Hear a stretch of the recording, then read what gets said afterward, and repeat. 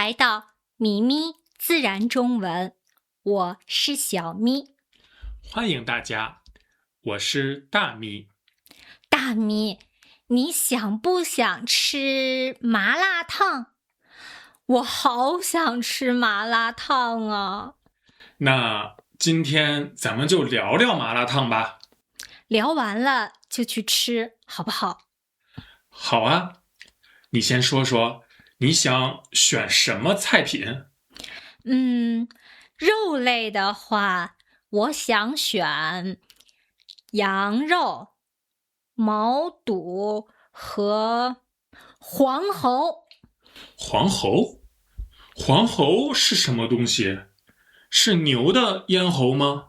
不是，黄喉是血管，而且是牛或者猪的最粗的那根血管。哦，那黄喉的口感怎么样？脆脆的，很好吃。是吗？这次我也拿点黄喉尝尝。在我的印象里，你吃麻辣烫的时候，总是拿很多羊肉、牛肉，像毛肚、黄喉这样的内脏，你好像很少拿，对吧？对，我觉得牛羊肉的价格比内脏的价格高一些，所以多拿点牛羊肉的话，感觉性价比更高一些。不过我也很喜欢吃毛肚，哎，你知道吧？毛肚其实是牛的胃。我知道。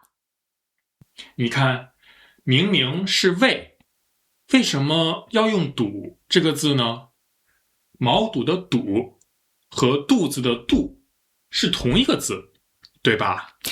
哎，我也想过这个问题，在清代的词典里就有过把胃称为肚的例子，好像是在方言或者口语里，经常有人把胃称为肚，所以现在我们仍然习惯于把牛、羊、猪的胃称为肚。哦，那鱼的胃呢，也可以称为肚吗？这个我就不清楚了，得问问那些对鱼类比较了解的小伙伴儿。一说到鱼，我就想起鱼丸了。吃麻辣烫的话，鱼丸不能少呀。你爱吃什么鱼丸？其实我也说不出具体的名字，我喜欢的是有馅儿的鱼丸。我觉得有馅儿的鱼丸汁水比较足，比较好吃。我也喜欢吃有馅儿的鱼丸。我最喜欢吃的是一种叫鱼子包，或者叫蟹子包的鱼丸。你吃过吗？吃过，就是那种馅儿里有鱼子，吃的时候鱼子会爆汁的鱼丸，对吧？对，你说那是真的鱼子吗？应该不是真的鱼子吧？价格比较贵的鱼子包里可能有真的鱼子，价格比较便宜的可能就没有。我还听说，在那些价格过于便宜的鱼丸里，鱼肉的含量特别少，几乎都是淀粉。我也听说过，可是鱼丸实在太好吃了，我可以少吃一点儿，但是不能不吃。我也是。再说说蔬菜类吧，你想选什么蔬菜？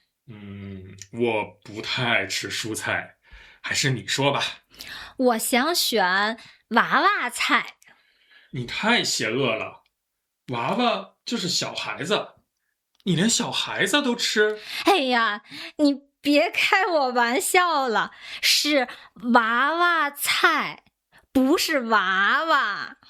娃娃菜，这个名字好奇怪呀，为什么叫娃娃菜呀？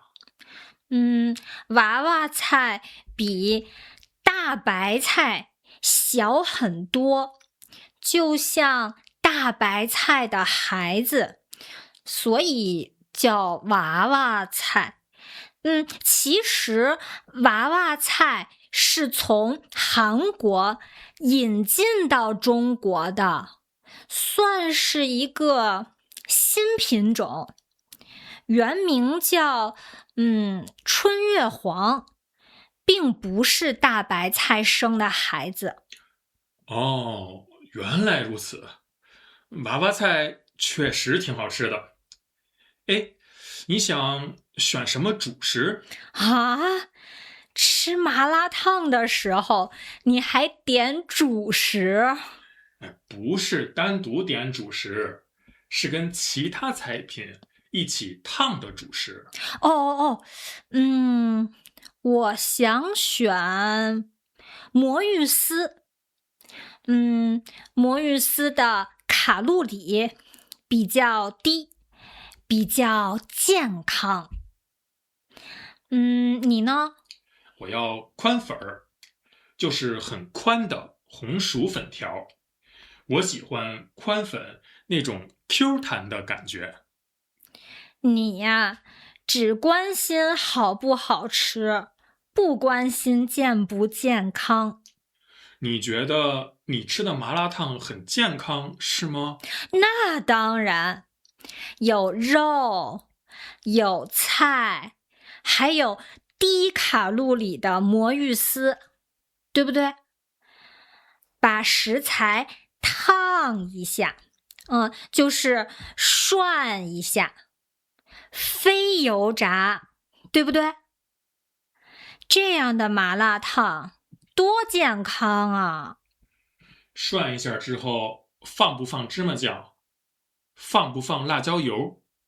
放不放麻油？放不放盐？那必须得放啊！放完以后还健康吗？还是低卡路里吗？不是了，唉，我还是少放点佐料吧。你也打算少放佐料，对吧？我不打算少放佐料，我觉得偶尔吃一次的话，好吃最重要。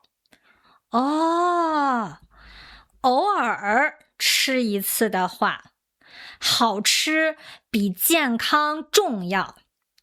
天天吃的话，健康比好吃重要，对吧？对，我就是这样认为的。有道理。